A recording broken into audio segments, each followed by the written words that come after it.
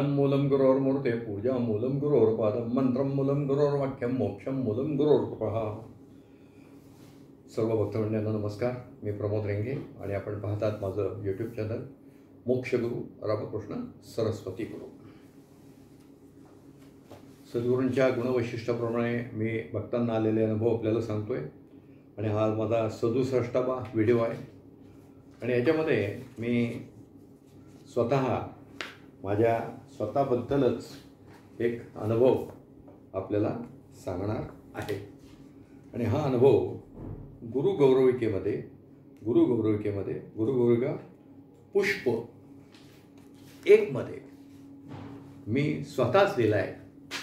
आणि त्याचं जे नाव आहे ते अविश्वासाबद्दल शिक्षा. बघा, मी गुरुकृपेची आपल्याला गोष्ट सांगतोय आणि मी शिक्षा असं म्हणतोय, तर हा देखील एक उपरोधिक भाग आहे. त्यांच्या शिक्षेत देखील कृपा आहे, हा त्याचा एक भाग आहे. ही भक्तवत्सलता आहे.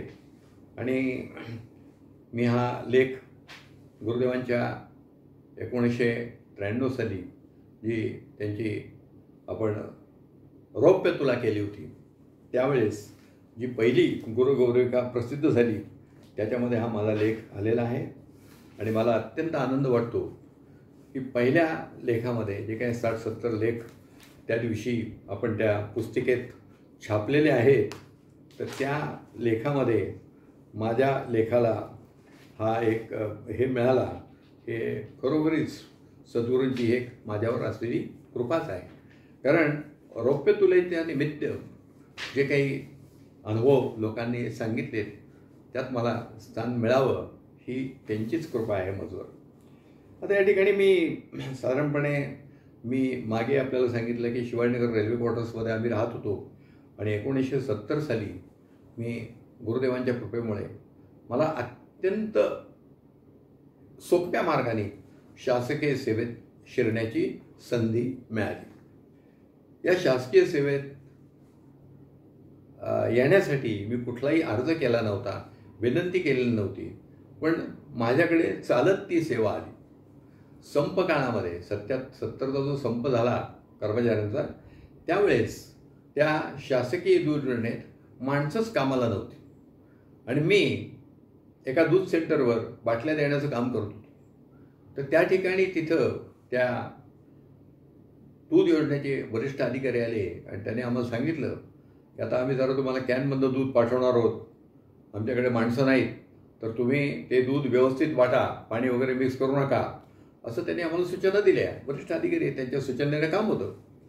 आणि कोणाच्या मुखात तर काय होईल सांगता येत नाही. तिथं आमच्या कॅशियर जोशी म्हणून एक बाई होत्या. तर ते गृहस्थ म्हणून MPDO होते. ते म्हणले आमच्याकडे माणसंच नाहीत कामाला, काय करणार आम्ही. ते म्हणले असं करा ना, यांना घेऊन जा ना, यांना काय काम आहे, हे येतील. आणि मग त्यांनी मला विचारलं, का तुम्ही येत आहे का. म्हणले येतो. ते म्हणले संध्याकाळी 7 वाजता या दूध योजनेत.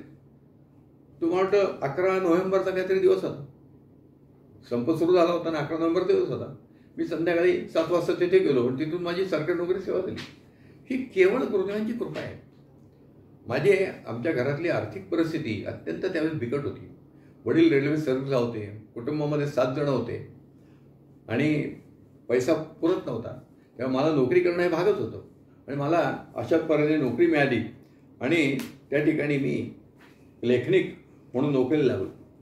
आता क्लार्कला असा काय पगार असतो, त्यामुळे या क्लार्कचा नोकरी मिळाली आहे, या तुटपुंज्या पगारात आपलं कसं काय व्हायचं असं मला ते वाटायला लागलं. पण पुढे मला एक आशेचा किरण सापडला. आणि आमच्या अकाउंट्स अँड फायनान्स डिपार्टमेंटच्या काही परीक्षा महाराष्ट्र लोकसेवा आयोग घेत होतो. आणि सेवेत असलेल्या मंडळांनी 5 वर्ष सेवा केल्यानंतर त्या परीक्षेला बसता येत होतं. आणि ती परीक्षा पास झाल्यावर राजपत्रित पदाचं आपल्याला एक पद मिळणार होतं, असं मला एक आशेचा किरण सापडला. तर स्वाभाविकपणे हे जेव्हा मला कळलं तेव्हा आम्ही प्रत्येक गोष्टीत आमच्या गुरुदेवांचे आशीर्वाद घेतच होतो. कारण गुरुदेव हे अत्यंत आम्हाला ॲक्सेसेबल होते. त्यामुळे मी नगरमध्ये जाऊन आशीर्वाद घेतले. आणि त्या परीक्षा 3 परीक्षा होत्या, 74, 76 आणि 77. अशा 3 वर्षात मी या सगळ्या परीक्षा उत्तीर्ण झालो. पहिल्या 2 परीक्षा फार मला सोप्या गेल्या. 74 साली पहिली प्रिलिम ज्याला म्हणतात ती बसलो आणि 76 साली त्यातला एक भाग आहे तो पास झालो. आणि ऑक्टोबर 77मध्ये दुसऱ्या भागाला मला बसायचं होतं. आणि ते मी मागे बोललो त्या काळात मी नगरमध्ये होतो. आणि नगरमध्ये असल्यामुळे मला नगरमध्ये काही लोकांनी त्या परीक्षेचं मार्गदर्शन केलं. रामनाथ SR वाघ म्हणून त्या जिल्हा परिषदेला कॅफो होते, ते आम्हाला मार्गदर्शन करत होते. आणि अशा पद्धतीने माझी परीक्षेचा तयार झाला. आणि त्या दरम्यान माझी परत पुण्याला बदली आली. आणि म्हणजे सप्टेंबरची गोष्ट होती. ऑक्टोबर 77मध्ये माझी परीक्षा होती. गुरुदेवांचे आशीर्वाद घेतलेले होते. आणि सप्टेंबर 77मध्ये माझ्या वडिलांची तब्येत बिघडली अचानकपणे. आणि त्यांना फारच त्रास व्हायला लागला. आणि तो त्रास एवढा असाही होता की आम्हाला गुरुदेवांचा सल्ला घ्यावाच लागला. आमचे अण्णा रेंगे आणि माझी बहीण नगरला गेली होती. तो किस्सा आहे तो मी नंतर तुम्हाला सांगणार आहे. तर ते त्या ठिकाणी त्या संपूर्ण सप्टेंबर महिन्यात माझं वडिलांच्या प्रकृतीमुळे अभ्यासाकडे दुर्लक्ष झालं. आणि मग आता परीक्षेला बसावं का नाही असा माझ्याकडे प्रश्न आला. आणि मग मी परत नगरला धाव घेतली आणि सद्गुरूंना सांगितलं असं झालं आहे. तर म्हटलं माझा काय फारसा अभ्यास झालेला नाही आहे, तर काय करावं असा माझ्यापुढे प्रश्न पडला आहे.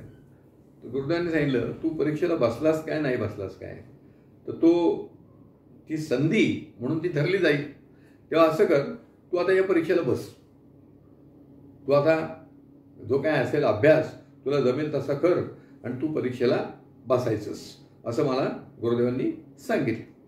आणि त्या पुण्याला आलो आणि 1-2 दिवसात माझी जी मधली बहीण आहे चिरंजीव सुनीता, आता ती नाही आहे काय, तर तिला तिच्या छातीमध्ये काहीतरी गाठी झाल्या होत्या. आणि त्याला आमचे जे डॉक्टर होते फॅमिली डॉक्टर ते म्हणले छातीतल्या गाठी ताबडतोब काढल्या पाहिजे. इथं आपल्याला वेळ घालून चालणार नाही, हे काही असू शकतो. मग कदाचित TB असू शकतो, कदाचित कॅन्सर असू शकतो. आणि मग ते ठरल्यामुळे केईएम हॉस्पिटलमध्ये तिचं ऑपरेशन करायला ठरलं. आणि ते ऑपरेशन कधी ठरलं तर मंगळवारी ऑपरेशन ठरलं. आमची परीक्षा सोमवारी मुंबईत सुरू झाली.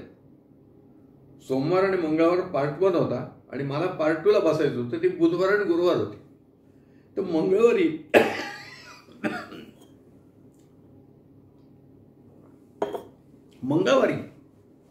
आमच्या बहिणीचं ऑपरेशन ठरलं. घरात मी मोठा असल्यामुळे मला तिथं सगळं लक्ष देणं भागच होतं. ते सगळं ऑपरेशन वगैरे व्यवस्थित पार पाडलं. आणि त्याच्यानंतर मी रात्री 10च्या पॅसेंजरनी मुंबईला जायला निघालो. जाता एक पोस्टकार्ड लिहिलं, पोस्टकार्ड घेतलं, पोस्टकार्डावर मजकूर लिहिला, गुरुदेवांना पत्र लिहिलं की आप्पा आजारी होते म्हणून माझा अभ्यास झालेला नाही आहे, आपण मला परीक्षेला बसा म्हणून सांगितलं आहे आणि ही माझी गुरुआज्ञा आहे.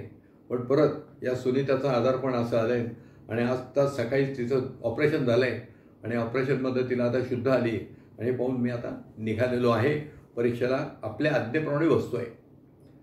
हे सगळं पत्र टाकलं काय आणि परीक्षेला गेलो. 4 पेपर होते. पहिले 3 पेपर मला फारच चांगले गेले, म्हणजे व्यवस्थित गेले चांगले. 4था पेपर मात्र फारच अवघड गेला.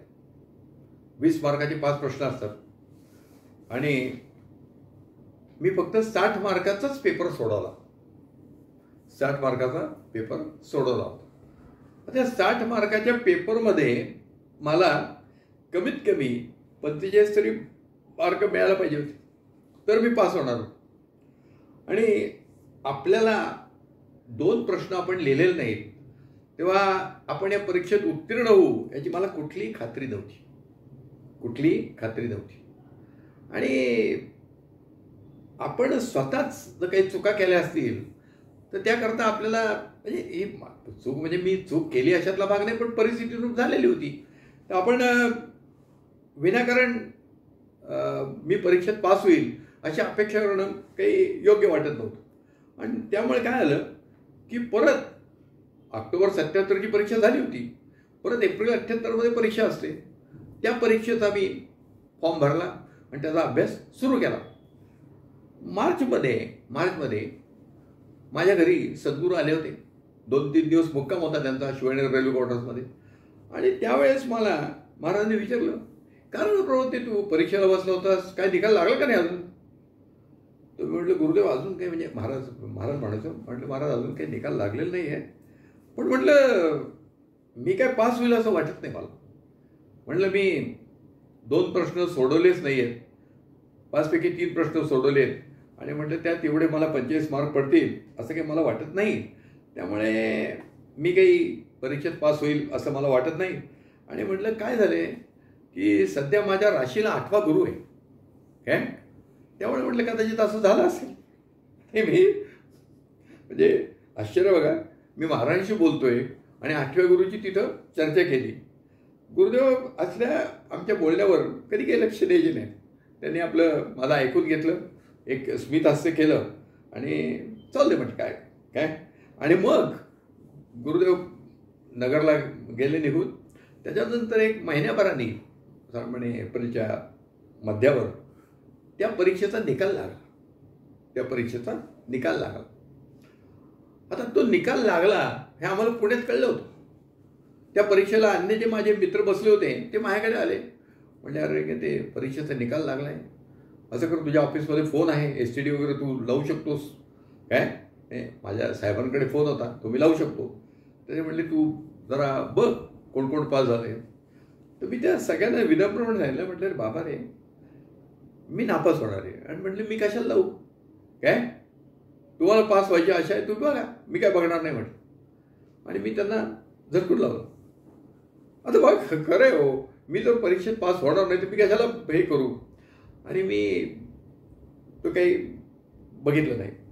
नंतर संध्याकाळच्या वेळेस माझ्याकडे एक आमचे VC नावाचे मित्र आहेत, ते आले. ते म्हणले अरे रेंगे ते निकाल लागला आहे. हो म्हटलं अरे कळलं मला, पण म्हणून तू काय बघितलं का? नाही म्हटलं मी पास होणार नाही, मी नाही बघितलं. म्हणले एक काम करू, आपण जरा डेक्कनवर जाऊ. डेक्कन म्हणजे डेक्कन जिमखाना नाही, शिवाजीनगर रेल्वे क्वार्टर्समध्ये आम्ही राहत होतो. आणि त्यावेळेस डेक्कन क्वीननी रोज आमचे जाणारे येणारे लोक प्रवास करायचे. ते म्हणजे डेक्कनवर म्हणजे डेक्कन क्वीनवर जाऊ आणि आपले लोक येतील, त्यांच्यापैकी कोणी काय आणले काय माहिती बघू. आता शिवाजीनगर रेल्वे क्वार्टर्समध्ये मी राहत होतो, खाली उतरले की प्लॅटफॉर्म आहे, तर तिथं जायला मला काही प्रॉब्लेम नव्हता. मी आणि तो आमचा VC नावाचा मित्र त्या TCच्या इथे जाऊन उभे राहिलो. आणि उभं राहिल्यानंतर आमचे जे पुणे अपडाऊन करणारी मंडळी आहेत, ते माझे अरुण भालेराव नावाचे जे मित्र होते ते आले. हे अरुण भालेराव पुढे त्या ही जे आपलं दगडूशेठ गणपतीचं जे ऋषी पंचमीला अथर्व शीर्ष वगैरे महिला म्हणतात, ते सगळ्याचा तो उगम करत आहेत बरं का त्या अरुण भालेराव, तिची सौभाग्यवती. तर त्यांनी माझंच अभिनंदन केलं. म्हटलं रेंगे अभिनंदन, तू पास झालायस. अरे म्हटलं मी नापास होणार, मी कुठलं पास झाला, तू पास झालाय. 6 लोक आहेत माझ्याकडे यादी. त्यांनी 6 लोकांनी लावले. नेमकं तो माझ्यावर होता, त्याचं नावच नव्हतं त्यात. का तो मुंबईतनं बसला होता, त्याचं नाव नव्हतं हा वगैरे. तोही पास झाला पण नाव त्यांच्याकडे नव्हतं.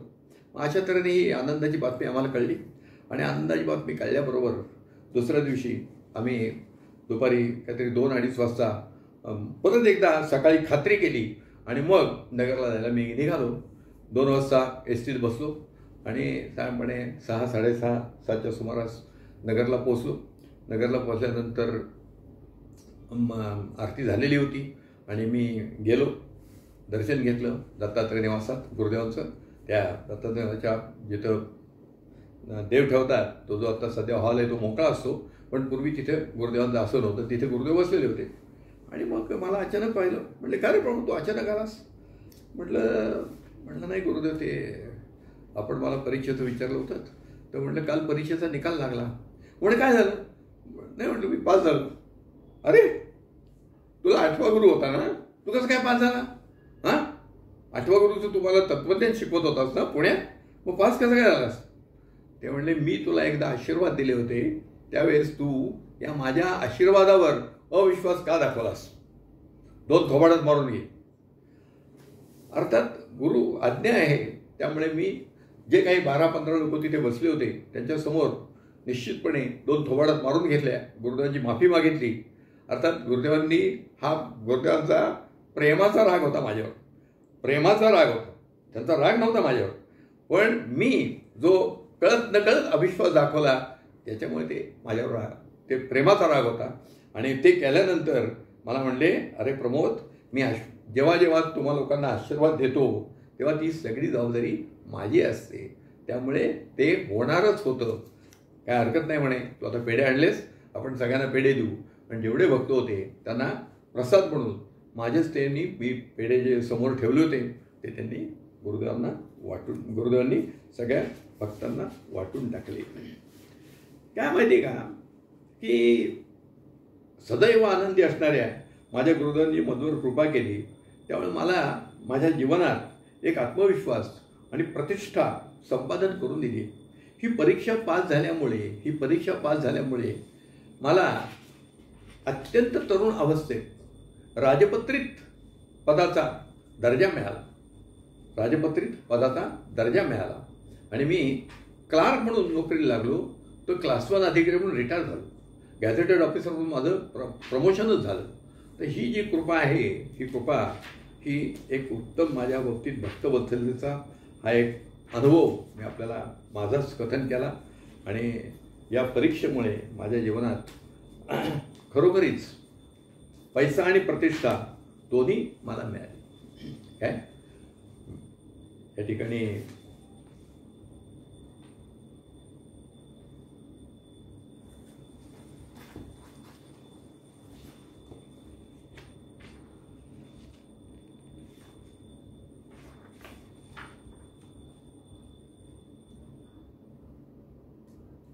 गुरुदेवांच्यावर मी एक जे माझं कवन केलेलं आहे, त्या कवनामध्ये 3ऱ्या कडव्यात मी असं म्हटलं आहे की 2ऱ्या कडव्यात, संपर्कासरशी विद्या आली झरझरी, तव कृपेने अर्थार्जन सुरू करी, कठीण कठीण परीक्षा पास करी, तेणे आम्हा पैसा प्रतिष्ठामध्ये वाढ करी. म्हणजे हे जे स्तवन मी त्यांच्या लिहिलेलं आहे, रोज मी म्हणतो, याच्यातही मी ते उद्धृत केलेलं आहे. हा माझ्या बाबतीतला भक्तवत्सलतेचा आणि अविश्वासाबद्दल शिक्षा हा जो उपरोधिक असा जो त्याचं हेडिंग आहे, ते देखील अत्यंत प्रेमाने ती मला त्यांनी शिक्षा दिलेली आहे. आणि शिक्षा म्हणजे माझ्यावर कृपाच केलेली आहे. तर हा मी अनुभव आपल्याला सांगितला. आपण या ठिकाणी थांबूया. श्री गुरुदेव दत्त.